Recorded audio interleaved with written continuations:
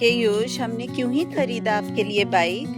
येशा की old bike चला रहा है। 2-3 दिन से बहुत ज्यादा धूप थी ना, आज मॉर्निंग से इतना अच्छा वेदर है ना, क्लाउडी क्लाउडी और ठंडी ठंडी हवा भी चल रही है। बारिश नहीं हो रही है बट वेदर बहुत अच्छा है। स्ट्रॉबेरी को ना तोड़ने का बिल्कुल नहीं मन कर रहा है। कल थर्सडे है, बाबा को चढ़ाऊंगी। और कितने सारे छोटे छोटे आ गए हैं और आई थिंक यहाँ पे स्पाइडर ने वेब बना लिया, इसको हटाना पड़ेगा। ऐसे वेदर में ना बालकनी में बैठने में बहुत अच्छा लगता है। और सुबह सुबह उठ के मैं एक बारी बालकनी जरूर आती हूँ कि क्या क्या चेंजेस आए वो देखना जरूरी होता है ना।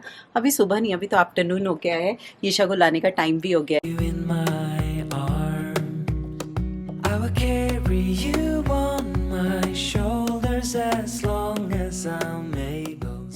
Amazon से आया ये वाला पैकेट। समर वेकेशन की तैयारी। येशा के ग्रेड 4 के बुक्स मंगवा लिए हैं मैंने, वर्ड प्रॉब्लम्स, मल्टीप्लिकेशन और डिवीजन। येशा जब किंडरगार्टन में थी तो कुमॉन क्लासेस के लिए जाती थी, तो मुझे पता है उनका क्वालिटी अच्छा है बट हाँ रिपीटेटिव बहुत ज्यादा होता था, इसलिए मैंने 1 साल के बाद छुड़वा दिया था। बट उनके वर्कशीट्स, बुक्स बहुत अच्छे होते हैं। ग्रेड 3 में मैंने वो कनेडियन करिकुलम का मंगवाया था, वो आप लोगों को दिखाया भी था। इस साल भी मंगवाऊंगी वो वाला, बट वो क्या होता है ना, एक ही बुक में सारा कुछ होता है, science, math, social science, English, तो उसमें एक टॉपिक को बहुत कम टच करते हैं। तो ये बुक जैसे मल्टीप्लिकेशन का है तो उसको प्रैक्टिस करने के लिए बहुत ज्यादा मटेरियल मिल जाएगा, और मैथ्स में तो यही होता है, जितना प्रैक्टिस करोगे उतना अच्छा है। और ये वर्ड प्रॉब्लम्स भी बहुत इंटरेस्टिंग होते हैं, बच्चों के ना ब्रेन डेवलपमेंट के लिए बहुत अच्छा होता है। प्लस माइनस भी मैं उसको 3-4 डिजिट्स तक कराती रहती हूँ, तो अनु जैसे ही पेपर पे सम्स दे देते हैं मिक्स करके, प्लस माइनस मिक्स करके, उसी में वो थोड़ी गड़बड़ हो जाती है। Welcome back to the channel दोस्तों, उम्मीद करती हूँ आप लोग बहुत अच्छे होंगे। आज मॉर्निंग में उठ के मुझे इतनी खुशी हुई ना, एक एक्सपेरिमेंट किया था कल रात को मैंने जो सक्सेसफुल हो गया, और इस एक्सपेरिमेंट करने का जो इंस्पिरेशन मुझे मिला ना, वो आप लोगों से मिला। जैसे किसी प्लांट के लिए एक सीड की जरूरत होती है ना, वैसे ही कुछ करने के लिए ना एक पुश की जरूरत होती है, इंस्पिरेशन की जरूरत होती है। तो मेरे लिए वो सीड का काम आप लोगों ने किया। जब मैंने घर पे दही बनाना स्टार्ट किया था, और मैंने बताया था कि जो स्टार्टर होता है वो मैं नेबर से लेके आई थी, वो लोग इंडिया से लेके आए थे। उसके बाद मुझे बहुत सारे कॉमेंट्स आए कि सुची, सबको तो इंडिया की दही नहीं मिलेगी, तो कोई और ऑप्शन नहीं है क्या? सही बात है, अब ऐसे नेबर सबको तो नहीं मिल सकते। और कुछ लोगों का ये भी कॉमेंट आया कि आप लोगों ने इंस्टेंट पॉट में स्टोर बॉट दही से दही जमाया। फिर मैंने रिसर्च स्टार्ट किया, और काफी सारा रिसर्च करने के बाद कल रात को 12 साढ़े 12 बजे तक जग के मैंने इंस्टेंट पॉट में स्टोर बॉट दही से दही जमाया, और वो सक्सेसफुली जम गया है। तो अभी मैं आप लोगों को बहुत इंटरेस्टिंग सी कुछ चीजें बताऊंगी, बट उससे पहले जाते हैं फटाफट से येशा को लेके आते हैं। पोकेमॉन डे था आज येशा के क्लास में, क्या हुआ? कुछ नहीं हुआ। चलो, पिकाचू गया था आज स्कूल। हेलो पिकाचू, स्कूल कैसा था?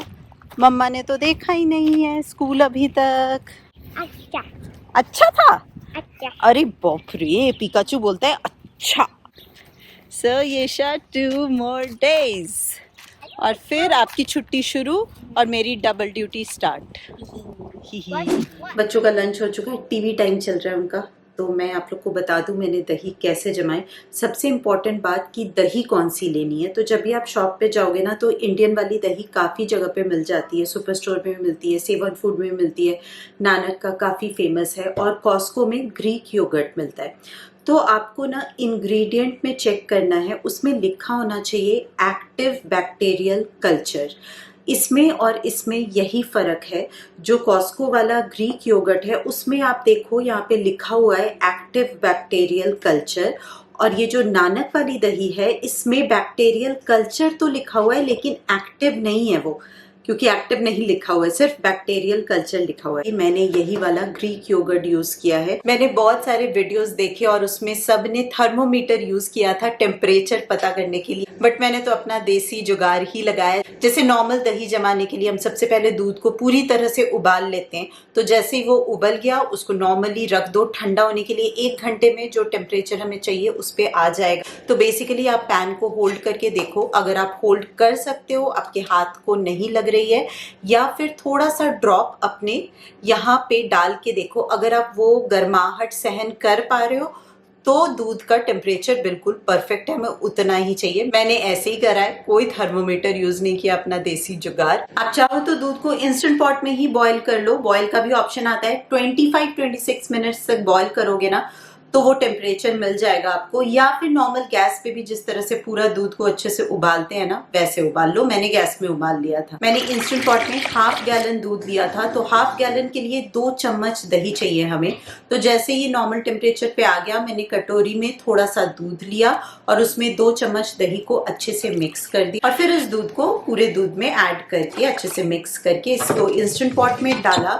योगर्ट मोड में ये 8 आवर्स दिखाता है, मैंने 8 आवर्स के लिए इसको छोड़ दिया। और इसको वेंटिंग में रखो, सीलिंग में रखो, कुछ खासा फर्क नहीं पड़ेगा। बस एक इम्पॉर्टेंट चीज, योगर्ट बनाने से पहले ना बहुत अच्छे से इसको धो लेना और जो इंस्टेंट पॉट का हमारा पैन है उसको भी धो लेना, क्योंकि मसाला बनाते हैं ना हम, अगर अच्छे से नहीं धोएंगे मसाले का फ्लेवर रह जाएगा, तो हमारी दही में भी वो मसाला का फ्लेवर आएगा। स्पेशली इस रबर को ना इसको अच्छे से धो लेना ताकि कोई भी स्मेल ना हो। रात को 12:30 के अराउंड मैं सोई हूँ, क्योंकि दूध को गर्म किया, फिर ठंडा किया और फर्स्ट टाइम बना रही थी, थोड़ा टाइम भी लग गया। तो मॉर्निंग में जब मैं उठ के आई तो दिल में ना दुख दुख हो रहा था कि पता नहीं सही से जमा होगा कि नहीं। तो 8 या 8:30 बजे ये बीप होके इसका टाइम कंप्लीट हुआ था। और फिर जो मैंने उसको देखा और देखते ही जो खुशी आई। और इंस्टेंट पॉट से निकालने के बाद ना 2-3 घंटे के लिए फ्रिज में रख देना और फिर उसको किसी भी ग्लास बोल में ट्रांसफर कर देना है। बिल्कुल थिक वाली कंसिस्टेंसी आ जाएगी, जो भी स्टोर बॉट का होता है ना। और जिन्होंने भी कमेंट में ये इंस्टेंट पॉट में दही जमाने का टिप लिखा था, आप सबको थैंक यू सो मच। क्योंकि आप लोग अगर नहीं लिखते, नहीं बताते, तो फिर मैं एक्सपेरिमेंट कभी भी नहीं करती और रिजल्ट का पता नहीं चलता। अब मुझे पता है सबके पास तो इंस्टेंट पॉट होता नहीं है, तो मुझे सेकंड एक्सपेरिमेंट यही करना है कि इस वाली दही को यूज करके जो हम नॉर्मल टेक्निक है हमारा इंडियन स्टाइल, जमेगा नहीं जमेगा, ये हमारा नेक्स्ट एक्सपेरिमेंट होगा। मैं डेफिनेटली करूंगी। एक्सपेरिमेंट सफल होने की खुशी में चलो गुलाब जामुन खाते हैं। सिर्फ 4 गुलाब जामुन बचे हुए हैं, आज रात तक खत्म है। हेलो, आते आते खेती बाड़ी शुरू। पुदीना पुदीना। मैं आपको अपना फेवरेट प्लांट दिखाऊं? कद्दू। सिर्फ मुझे कद्दू नहीं पसंद है, उसके अलावा उस प्लांट में जो जो होता है ना वो सब मुझे पसंद है। कद्दू का जो स्टेम होता है ना, उसकी सब्ज़ी बनती है चौचुरी, मुझे इतना ज़्यादा पसंद है। कोलकाता में तो नॉर्मल मार्केट में मिल जाएगा, बट दूसरी जगह पे मार्केट में नहीं मिलता है, क्योंकि ये बंगाली फूड है ना, उतनी ज़्यादा सेलिंग तो होती नहीं है। बट बिहार में भी जो काम करते थे दीदी ना, उनको पता था कि मुझे पसंद है, तो वो लेके आते थे दूसरे के गार्डन से ना, तोड़ के लेके आते थे, या फिर उन्हीं के आसपास होते थे तो तोड़ के लेके आते थे। और मम्मी सब्ज़ी बना, इतना मज़ेदार सब्ज़ी बनती है। और मुझे बरसों हो गए हैं, क्योंकि हम जाते मोस्टली दिसंबर में और ये होता है समर टाइम में, तो मम्मी अभी भी लाते हैं, हमेशा मुझे याद करते हैं, बट क्या किया जाए। तो अब मैं अपने खेत के कद्दू का स्टेम की सब्ज़ी खाऊंगी, और उसका जो फ्लावर होता है ना, उसका पकौड़ा बनता है।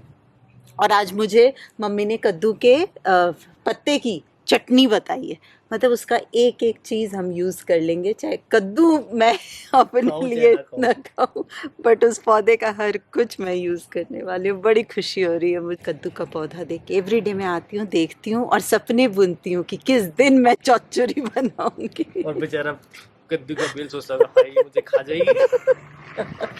और ये वाले पिंक पिंक फ्लावर्स आ गए हैं। ये सारे फ्लावर्स ना एक साथ आने वाले हैं, बट इस वाले प्लांट में ना एंड्स बहुत होते हैं। पेरेनियल है ये, एवरी ईयर हो जाता है, सूख जाता है विंटर में, फिर अपने आप ही हो जाता है। ये बहुत ज़्यादा ब्यूटीफुल लगता है और मुझे बेस्ट लगता है कि एवरी ईयर मेहनत करने की ज़रूरत नहीं है, एक पेरेनियल लगाओ, एवरी ईयर वो आता जाएगा आता जाएगा। ये सारे हैं खीरा, मेथी कट की थी, फिर से मेथी आ गई है।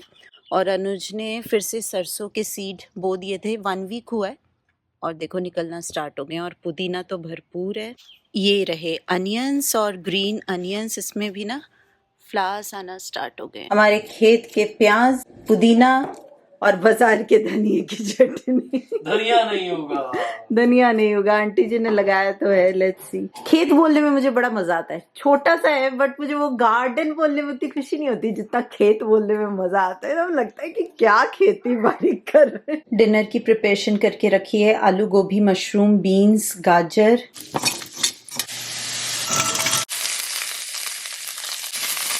मटर, गाजर और मशरूम एक साथ ही डाल रही हूँ। सब्जियां भुन चुकी है, अब टमाटर भी ऐड कर दिया है। छोटा सा प्याज लिया है, अदरक, सूखी मिर्च, जीरा, इसका पेस्ट बना लेंगे।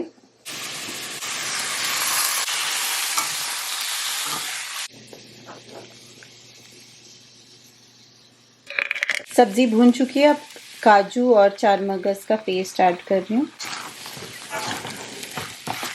ढक के थोड़ी देर कुक कर लूंगी ताकि सब्जियां अच्छे से कुक हो जाएं।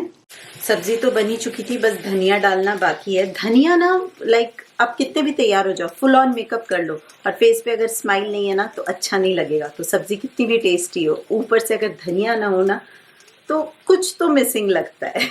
डालिया का क्या हुआ सब पूछ रहे हैं। हम भी पूछ रहे हैं डालिया से कि डालिया क्या हुआ। बताओ क्या हुआ। यहाँ से ये पूरा कितना अच्छा लगता है ना। ग्रीन वाले ट्री पे भी येलो ग्रीन का शेड और इतने सारे फ्लावर्स, ये 3 फूल इंग्लिश वाले और वो कितने हिंदी वाले फूल।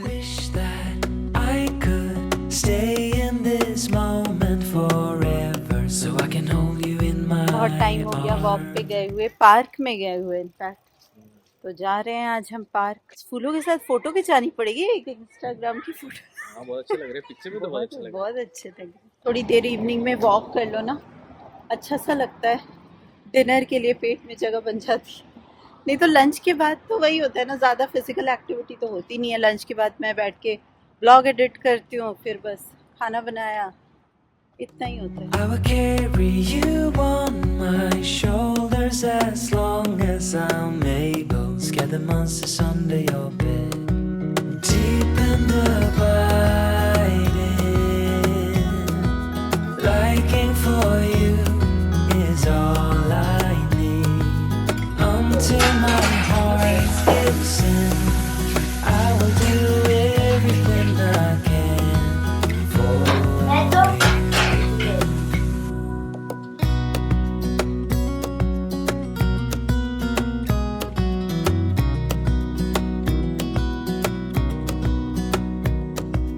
You will grow up in the blink of an eye and move out and beyond your own. But no matter what comes your way, I will stay right. Kitchen cleaning हो गई है और तवा मैं एवरीडे वॉश नहीं करती हूँ। अगर सिर्फ रोटी बनाई है ना, बस ऐसे ही प्लेन वाटर से धो लेती हूँ या फिर नैपकिन से ही क्लीन कर लेती हूँ। डिश वॉशर में सारे बर्तन नहीं जाते, ये बड़ी वाली कढ़ाइयों के लिए जगह नहीं होती, तो फिर ऐसे ही हैंड वॉश कर लेती हूँ। तो डिश वॉशर में भी सब डाल दिया है। थोड़े टाइम से ना मुझे प्रॉब्लम आ रही थी कि इसमें जब ये डाल के ये बंद करती थी ना तो ये निकलता नहीं था, ये चिपक जाता था। तो अब हम क्या करते हैं, इसको ऐसे ही डालते हैं और ये परफेक्टली धुल जाता है। तो सारे जुगाड़ू मेथड है। ये देखो, पॉपिट पॉपिट। चलो सुनो चलो। और ये देखो एक नया स्पाइडर प्लांट आया है हमारे घर पे। नेबरहुड में जो फ्रेंड रहती है ना, उसकी किसी फ्रेंड ने उसको 2 स्पाइडर प्लांट दिए थे। तो एक उसने खुद लगाया, एक हमें दिया है। और जो पुराने ब्लॉग्स देखते हैं उनको पता होगा, ननाइमो में मैं अपना लाडला स्पाइडर प्लांट छोड़ के आई थी, वो तो बहुत बिग था। ये भी काइंड ऑफ हो जाएगा अगर अच्छे से ये ग्रो हो गया तो। चलो भाई आज की दुकान बंद करते हैं। अरे देख लो, भूल गई ना मैं आप लोगों से बातें करते करते। आलमंड भिगोना है, एवरीडे 16 आलमंड्स। ये काम आप ले लो समर वेकेशन में, एवरीडे सोने से पहले। अब हुआ काम पूरा, अब दुकान बंद कर सकते हैं। ये भूल जाते ना, गड़बड़ हो जाता।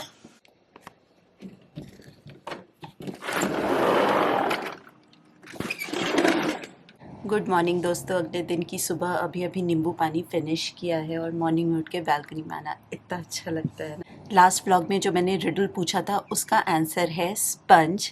स्पंज वो चीज़ है जिसमें खूब सारा होल होता है बट फिर भी वो वाटर को होल्ड करके रख सकता है। काफ़ी लोगों ने करेक्ट आंसर दिया है।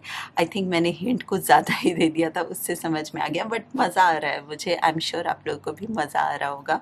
तो आज का रिडल है, ऐसी कौन सी चीज़ है जो हमेशा हमारे आगे होती है बट हम उसे देख नहीं सकते।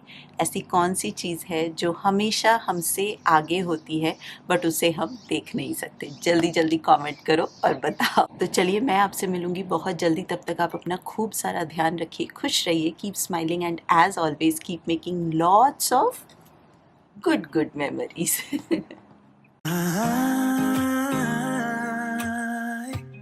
I fell in love with your colors, they kinda tell me what I'm thinking. I fell in love with the way we are.